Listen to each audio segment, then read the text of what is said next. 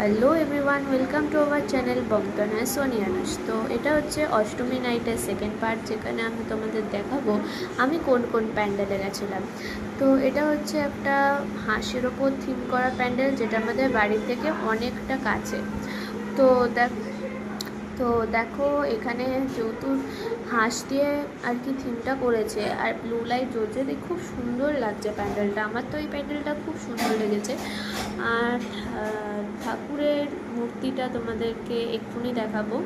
উপরে পুরো artificial leaves দিয়ে সাজানো ছিল, জাস্ট একটা ঠান্ডা রিজিয়নের মতন, খুব সুন্দর লাগছিল। আমার মায়ের ভিডিওটা করেছে, ভালো করে দেখে নাও, ফোনটাকে রোটেট করে।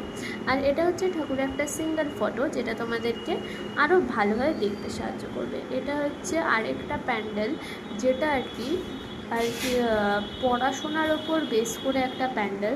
আর এই প্যান্ডেলটাও খুব সুন্দর, আর ভয়েসও চলছিল যে পড়তে বস পড়তে বস। আর সবথেকে তো ভালো লেগেছে এই মূর্তিটা, যেখানে লেখা আছে, এখানে পড়েই নিতে পারছো যে কী লেখা আছে। নিচের মূর্তিটা দেখাতে পারিনি। আর এটা হচ্ছে পুরো ঠাকুরের মূর্তিটা, খুব সুন্দর লাগছিল মূর্তিটা। আর এই করেই আমরা দিনটাকে শেষ করলাম। তারপরে দাদাইয়ের সাথে কটা ফটোস ক্লিক করে দেখা হচ্ছে পরের ভিডিওতে। বাই।